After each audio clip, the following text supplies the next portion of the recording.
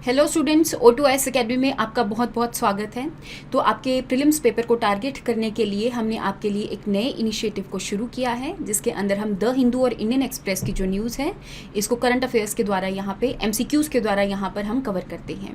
तो आज के MCQs शुरू करने से पहले अगर आपको इस वीडियो की PDF चाहिए तो आप हमारी O2S एकेडमी की जो ऐप है इसको डाउनलोड कर सकते हैं और यहाँ पर आपको ये PDF मिल जाएगी। स्टार्ट करते हैं आज के सबसे पहले क्वेश्चन से, जो कि रिलेटेड है नील कुरिंजी से। तो अगर मैं नील कुरिंजी के बारे में बात करूं तो ये इसके जो फ्लावर्स हैं 12 साल में एक बार देखने को मिलते हैं। और नील कुरिंजी एक ऐसी श्रब है जो कि आपके नीलगिरी फॉरेस्ट या फिर नीलगिरी के अंदर जो आपके शोला फॉरेस्ट देखने को मिलते हैं, तो वहाँ पर ये ब्लॉसम करते हैं 12 साल में एक बार। इसके अलावा कुछ और चीज़ें, जैसे कि जब ये ब्लॉसम करते हैं तो आपको ऐसे ब्लू माउंटेन्स जो हैं वो देखने को मिलते हैं। तो आपकी जो फर्स्ट स्टेटमेंट है वो करेक्ट हो जाएगी। इवन जो आपकी नील कुरिंजी है, इसका जो साइंटिफिक नेम है दैट इज़ स्ट्रोबिलैंथस कुंथियाना, और ये जो नाम है आपका एक पर्टिकुलर रिवर के ऊपर है, दैट इज़ कुंथी रिवर, जो कि साइलेंट वैली नेशनल पार्क के द्वारा यहाँ पर गुजरती है। सेकेंड स्टेटमेंट के बारे में बात करूं तो नील कुरिंजी की जो बिगेस्ट सेंचुरी है, जिसके अंदर सबसे ज़्यादा नील कुरिंजी देखने को मिलते हैं, that is Eravikulam national park, जो कि केरला के अंदर ही लोकेटेड है। तो दैट मीन्स आपकी दोनों स्टेटमेंट्स यहाँ पर करेक्ट हो जाएंगी। नेक्स्ट क्वेश्चन के बारे में बात करते हैं, दैट इज़ रिलेटेड टू अनुभव पोर्टल। तो अगर मैं अनुभव पोर्टल के बारे में बात करूं तो कोविड-19 पेंडेमिक होने की वजह से जो अनुभव के पोर्टल के यहाँ पे अवार्ड्स दिए जाते थे तो वो डिले हो गए थे। लेकिन अभी जो मिनिस्टर ऑफ स्टेट हैं इन्होंने इस अवार्ड्स को दे दिया है। तो अगर मैं अनुभव अवार्ड्स या फिर अनुभव पोर्टल के बारे में बात करूँ, 2015 के अंदर इस पोर्टल को लॉन्च किया गया था। और ये पोर्टल बेसिकली उन लोगों के लिए है जो कि रिटायर्ड आपके ऑफिसर्स हैं। अगर उनका किसी भी चीज़ में एक पर्टिकुलर एक्सपीरियंस है और गवर्नेंस के मामले में हो चाहे या फिर कोई सजेशन प्रोवाइड करने के मामले में हो, तो वो इस अनुभव पोर्टल के ऊपर अपना जो एक्सपीरियंस है उसके राइटअप्स जो हैं उसको शेयर कर सकते हैं। और उसमें से ही चूज़ किया जाता है अनुभव पोर्टल के जो अवार्ड्स दिए जाते हैं। तो दैट मीन्स हमारी कंट्री के अंदर गुड गवर्नेंस लाने के लिए इस अनुभव पोर्टल को लॉन्च किया गया था। जितने भी रिटायर्ड ऑफिसर्स हैं वो अपना एक्सपीरियंस इस पोर्टल के ऊपर राइटअप्स के फॉर्म में शेयर करते हैं। तो दैट मीन्स ये गुड गवर्नेंस के लिए है। नेक्स्ट बात करते हैं global multi dimensional poverty index के बारे में। तो आपको न्यूज़ में देखने को मिल रहा होगा कि यहाँ पे global multi dimensional poverty index जो है वो कितनी दिखा रहे हैं पॉवर्टी हर एक कंट्री के अंदर, इवन इंडिया के अंदर। तो उसके रिगार्डिंग आपको यहाँ पे 2 स्टेटमेंट्स प्रोवाइड करी हैं, आपने करेक्ट स्टेटमेंट को आइडेंटिफाई करना है। जैसे कि अगर मैं बात करूँ जो मल्टी डायमेंशनल पॉवर्टी इंडेक्स है इसको कौन निकालता है, तो UNDP के साथ मिलकर Oxford poverty and human development initiative. इस इंडेक्स को 2010 के अंदर शुरू किया गया था। पहले आपकी जो ह्यूमन डेवलपमेंट इंडेक्स है या फिर ह्यूमन डेवलपमेंट रिपोर्ट है उसके अंदर अलग अलग इंडेसेस होते थे, लेकिन मल्टी डायमेंशनल पॉवर्टी इंडेक्स जो है वो आपका 2010 के अंदर ऐड किया गया था। अब इसके अंदर भी आपको 3 डायमेंशंस देखने को मिलते हैं कि हमने पॉवर्टी को मेजर करना है तो किस बेस पे करें। एक तो हेल्थ है, दूसरा एजुकेशन है और तीसरा लिविंग स्टैंडर्ड्स है। इवन इन डायमेंशन के अंदर आपको अलग अलग जो इंडिकेटर्स हैं वो भी देखने को मिलेंगे। जैसे हेल्थ जो है उसको 2 तरीके से मेजर किया जा सकता है, जैसे न्यूट्रिशन हो गया, चाइल्ड मोर्टेलिटी हो गया। लेकिन यहाँ पे अगर आप वेटेज की बात करें तो हमने यहाँ पर हर एक इंडिकेटर को सेम जो वेटेज है वो प्रोवाइड नहीं करी, बल्कि हमने सेम डायमेंशन को इक्वल वेटेज प्रोवाइड करी है। दैट मीन्स हेल्थ के लिए भी 1/3 वेटेज दी गई है, एजुकेशन के लिए भी 1/3 वेटेज दी गई है और लिविंग स्टैंडर्ड्स के लिए भी 1/3 है। दैट मीन्स डायमेंशंस के लिए इक्वल वेटेज है, लेकिन उसके आगे जो इंडिकेटर्स हैं, जो उसके आगे पैरामीटर्स हैं, उनकी वेटेज सेम नहीं है। जैसे आपको न्यूट्रिशन की 1/6 वेटेज देखने को मिल रही है, वेयर एज एसेट्स की जो वेटेज है वो 1/8 है। That means they are not equal.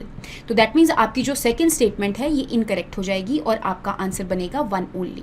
Next question के बारे में बात कर लेते हैं, that is related to citizenship amendment act 2019। तो अब अगर मैं सिटीजनशिप एक्ट के बारे में बात करूं जो 1955 में आया था, जैसा कि आप जानते हैं कि हमारे कॉन्स्टिट्यूशन के अंदर जो आर्टिकल 11 है वहाँ पे पार्लियामेंट को यहाँ पे कुछ राइट्स होते हैं, पावर्स होते हैं कि ये टाइम टू टाइम जो है सिटीजनशिप एक्ट को ला सकते हैं कि किन किन लोगों को सिटीजनशिप प्रोवाइड करी जानी चाहिए।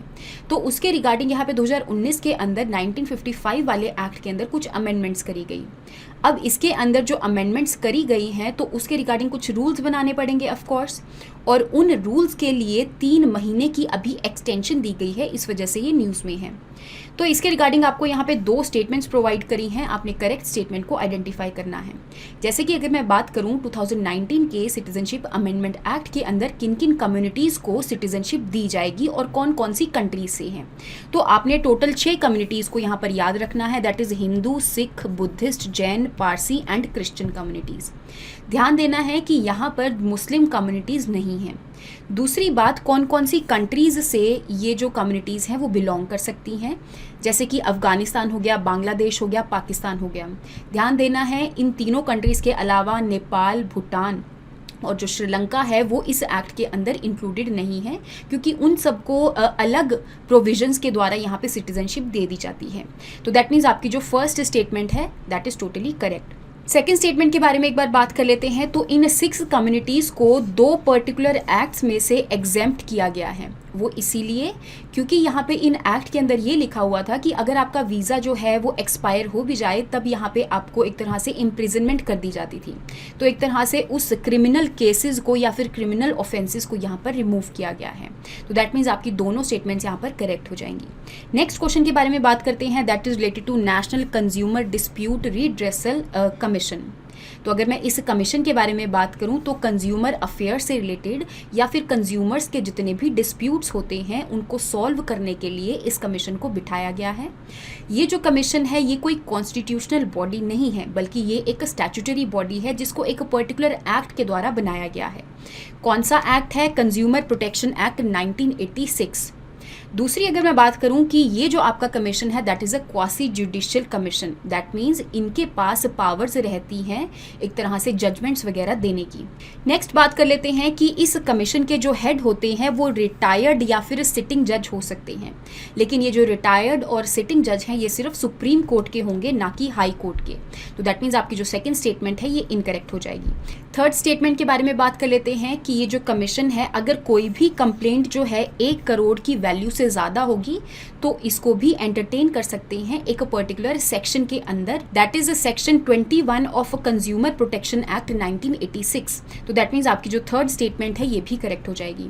इवन अगर मैं बात करूं कि अगर इस कमीशन ने अपनी कोई भी जजमेंट दे दी है तो उसके लिए दोबारा से सुप्रीम कोर्ट के अंदर अपील करी जा सकती है, लेकिन ये जो अपील है 30 दिन के अंदर अंदर करनी पड़ती है।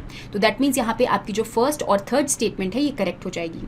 नेक्स्ट क्वेश्चन के बारे में बात कर लेते हैं, that is related to secure Himalaya project. तो अगर मैं सिक्योर हिमालय प्रोजेक्ट के बारे में बात करूं, इस प्रोजेक्ट को 2017 के अंदर शुरू किया गया था। ये जो प्रोजेक्ट है 2 बॉडीज़ का या फिर 2 ऑर्गेनाइजेशंस का प्रोजेक्ट है, दैट इज़ एक तो हमारी ministry of environment, forest and climate change, और दूसरा है united nation development programme that is UNDP। लेकिन अगर मैं फंडिंग के बारे में बात करूं तो इसका जो फंड है वो ग्लोबल इन्वायरमेंट फैसिलिटी प्रोवाइड करती है। और इस आपका सिक्योर हिमालयन प्रोजेक्ट का काम क्या है कि जितना भी हिमालयाज़ है वहाँ पे जितनी भी बायोडाइवर्सिटी है, जितनी भी हैबिटेट है, उसको ख़त्म होने से बचाना है। तो दैट मीन्स वहाँ की जो एक तरह से पॉपुलेशन है उसको कंजर्व करना है। या फिर आप देखेंगे कि वहाँ पे ज़्यादातर आपको हिमालयन रीजन में स्नो लेपर्ड्स देखने को मिलेंगे। तो एक तरह से स्नो लेपर्ड्स को भी प्रोटेक्ट करने के लिए और उनकी हैबिटेट को प्रोटेक्ट करने के लिए इस प्रोजेक्ट को शुरू किया गया था। तो दैट मीन्स आपकी जो दोनों स्टेटमेंट्स है वो यहाँ पर करेक्ट हो जाएंगी। नेक्स्ट क्वेश्चन के बारे में बात करते हैं, that is related to plant based meat. तो आपके इंडियन एक्सप्रेस के अंदर एक्सप्लेन्ड आर्टिकल आया था प्लांट बेस्ड मीट के ऊपर।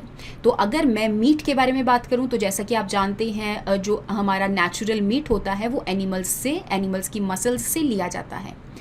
दूसरी तरफ अगर मैं कल्चर्ड मीट के बारे में बात करूं तो cultured meat plant based meet से थोड़ा सा डिफरेंट है। कैसे डिफरेंट है कि कल्चर्ड मीट के अंदर भी एनिमल की सेल्स जो हैं उससे मीट बनाया जाता है लैब की कंडीशंस में। तीसरी बात अगर मैं यहाँ पे बात करूँ प्लांट बेस्ड मीट के ऊपर, तो यहाँ पे प्लांट्स से कुछ ऐसे न्यूट्रिएंट्स को ले लिया जाता है जो कि मीट के अंदर प्रेजेंट होते हैं और फिर उनको प्रोसेस करके यहाँ पे अलग अलग इंडस्ट्रीज़ के अंदर उसको प्रोसेस किया जाता है और अल्टीमेटली मीट जैसा सेम टेक्सचर, सेम फ्लेवर और सेम कलर जैसी चीज़ों को प्रोड्यूस कर दिया जाता है। दैट मीन्स इस मीट के अंदर कोई भी सेल आपकी एनिमल की सेल नहीं होती। तो इसका मतलब ये आपका प्लांट बेस्ड मीट है, टोटली आपका एक तरह से वीगन मीट हम इसको कह सकते हैं। तो उसके रिगार्डिंग ही आपको यहाँ पे 2 स्टेटमेंट्स प्रोवाइड करी गई हैं, आपने इसमें से करेक्ट स्टेटमेंट को आइडेंटिफाई करना है।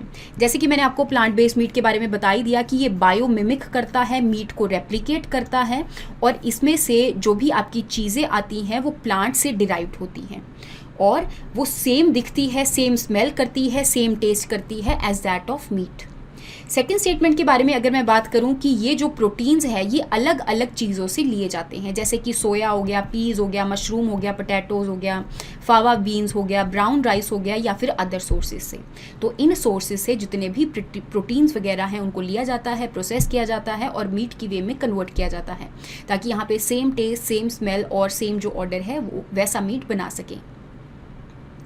तो दैट मीन्स आपकी दोनों स्टेटमेंट्स यहाँ पर करेक्ट हो जाएंगी। नेक्स्ट क्वेश्चन के बारे में बात कर लेते हैं, दैट इज रिलेटेड टू कोल। तो अगर मैं कोल के बारे में बात करूं तो ये एक टाइप का फॉसिल फ्यूल है। अब फॉसिल फ्यूल क्या होता है, तो जितने भी डेड और रिमेन्स होते हैं लिविंग बींग्स के, दैट मीन्स जो भी जैसे जो पत्ते हैं पेड़ों से गिर जाते हैं, या फिर जितने भी आपके लिविंग बींग है जो कि डेड हो जाते हैं, ह्यूमंस डेड हो जाते हैं, तो उनके जितने भी रिमेन्स होते हैं वो धीरे धीरे सॉइल की लेयर्स के अंदर डिपॉजिट होना शुरू हो जाते हैं, और यही चीज़ आपकी बनाती है सेडिमेंट्री रॉक्स। और जब over a period of time तो ये जो है बहुत ज़्यादा प्रेशर के अंडर आ जाते हैं, तो अल्टीमेटली यहाँ पे फॉसिल फ्यूल्स बन जाते हैं, जो कि आपका कोल हो गया, पेट्रोल हो गया, ये सारी चीज़ें आप यहाँ से ले सकते हैं। तो दैट मीन्स आपकी जो फर्स्ट स्टेटमेंट है कि कोल को ब्लैक गोल्ड भी कहते हैं, तो ये करेक्ट हो जाएगी। सेकेंड स्टेटमेंट के बारे में अगर मैं बात करूँ तो जो कोल है that is a conventional source of energy. देखो आपको 2 सोर्सेज ऑफ एनर्जी देखने को मिलेंगे, एक है कन्वेंशनल सोर्सेज ऑफ एनर्जी, दूसरा है non conventional sources of energy. Conventional sources of energy का मतलब होता है कि ऐसे सोर्स ऑफ एनर्जी जिसको हम बड़े लंबे टाइम से यूज़ कर रहे हैं, जैसे कि आपका कोल, पेट्रोलियम हो गया। दूसरा है आपका non conventional sources of energy, जिसको हम बहुत लंबे टाइम से एक तरह से यूज़ नहीं कर रहे हैं, लेकिन अभी हमने उसको यूज़ करना शुरू किया है, जैसे कि आपका रिन्यूएबल सोर्सेज ऑफ एनर्जी हो गया, जैसे कि आपका सोलर एनर्जी हो गया, हाइडल पावर प्लांट हो गया, है ना। तो ये सब चीज़ें जो हैं ये आपके non conventional sources of energy हैं। तो कोल क्या है आपका कन्वेंशनल सोर्स, तो ये आपका बिल्कुल सही हो जाएगा। तो दैट मीन्स आपकी जो सेकेंड स्टेटमेंट है that is also correct. Next question के बारे में बात कर लेते हैं कि कोल से ही रिलेटेड है, और आपको कोल के अलग अलग टाइप्स जो हैं ये देखने को मिलते हैं। जैसे कि अगर मैं एंथ्रासाइट के बारे में बात करूं तो पहले तो जो कोल है उसके अंदर आपको एक पर्टिकुलर कार्बन कंटेंट जो है ये देखने को मिलता है। अगर जिस कोल के अंदर 80 से लेके 95% का जो कार्बन कंटेंट है अगर ये प्रेजेंट है, तो ऐसे कोल को हम एंथ्रासाइट कहते हैं। और जो एंथ्रासाइट है ये आपको जम्मू एंड कश्मीर वाले रीजन में देखने को मिलेगा। नेक्स्ट हम बात कर लेते हैं बिटुमिनस कोल के बारे में, जिसके अंदर कार्बन कंटेंट जो है 60 to 80% रहता है, और ये आपको झारखंड, मध्य प्रदेश, छत्तीसगढ़, ओडिशा, बिहार, वेस्ट बंगाल, इन सब रीजन्स पे देखने को मिलेगा। एक और यहाँ पे मैं आपको बता देती हूँ कि हमारी कंट्री के अंदर सबसे ज़्यादा जो कोल है वो बिट्यूमिनस कोल ही मिलेगा आपको। थर्ड अगर मैं बात करूं लिग्नाइट कोल के बारे में, तो लिग्नाइट कोल के अंदर जो कार्बन कंटेंट होता है वो 40 to 55% रहता है, और पीट जो है इसके अंदर लेस देन 40% कोल रहता है, लेस देन 40% कार्बन कंटेंट रहता है। तो दैट मीन्स यहाँ पे आप देखेंगे कि जो पीट है वो कोल की सबसे कम क्वालिटी वाला कोल है, ठीक है। तो लिग्नाइट के बारे में अगर मैं बात करूं तो ये आपको राजस्थान, असम और आपके कुछ वेस्ट बंगाल वाले रीजन्स में देखने को मिलता है। तो दैट मीन्स आपका जो आंसर बनेगा that is C option. Next question के बारे में बात कर लेते हैं, that is related to Indian basins. तो अगर मैं इंडियन गौर बेसिन्स के बारे में बात करूं तो श्रीलंका ने अभी रिसेंटली ये न्यूज़ में इसीलिए है क्योंकि श्रीलंका ने 6 गौर बेसिन्स को ट्रांसलोकेट करने की बात करी है इंडिया से। तो इसके रिगार्डिंग आपको 2 स्टेटमेंट्स प्रोवाइड करी गई हैं, आपने इसमें से करेक्ट स्टेटमेंट को आइडेंटिफाई करना है। जैसे कि जो आपकी फर्स्ट स्टेटमेंट है कि ये लार्जेस्ट स्पीशीज़ है वाइल्ड कैटल की, और इसकी जो हाइट है ये आपको देखने को मिलेगी 220 centimetres, that means approximately 2 metres. तो आपकी जो फर्स्ट स्टेटमेंट है ये करेक्ट हो जाएगी। सेकेंड स्टेटमेंट के बारे में अगर मैं बात करूँ कि वाइल्ड लाइफ प्रोटेक्शन एक्ट के जो कि 1972 का एक्ट है, इसके शेड्यूल 1 के अंदर ये लाई करती है। देखो आपको वाइल्ड लाइफ प्रोटेक्शन एक्ट के अंदर 6 शेड्यूल्स देखने को मिलते हैं, जिसके अंदर जो पहले 2 शेड्यूल्स होते हैं अगर उनके अंदर कोई भी एनिमल की यहाँ पे ट्रेड वगैरह करी जाती है या फिर उनको मारा जाता है या फिर उनको कंजर्व नहीं किया जाता तो उसके लिए हाईएस्ट पेनल्टीज़ मिलती हैं। थर्ड और फोर्थ शेड्यूल के अंदर आपको पेनल्टीज़ मिलती हैं, लेकिन इतनी ज़्यादा नहीं जितनी कि आपके फर्स्ट और सेकंड शेड्यूल के अंदर है। अगर मैं यहाँ पे 5th शेड्यूल के बारे में बात करूँ तो इसके अंदर ऐसे एनिमल्स हैं जिनको कल किया जा सकता है, और 6th शेड्यूल के अंदर आपके ऐसे प्लांट्स हैं जो कि प्रोहिबिटेड हैं कल्टीवेशन के लिए। तो ये कुछ चीज़ें आपको वाइल्ड लाइफ प्रोटेक्शन एक्ट के बारे में पता होनी चाहिए। अदरवाइज जो आपका इंडियन बेसिन गौर है ये आपके शेड्यूल 1 में लाई करता है, और IUCN स्टेटस के बारे में अगर मैं बात करूं तो ये वल्नरेबल कैटेगरी के अंदर लाई करता है। तो दैट मीन्स आपकी जो दोनों स्टेटमेंट्स हैं वो यहाँ पर करेक्ट हो जाएंगी। तो आई होप आपको यहाँ तक जो MCQs हैं उनके बारे में समझ में आया होगा। नेक्स्ट क्लास के अंदर हम नेक्स्ट MCQs के साथ मिलेंगे। Thank you so much and have a nice day.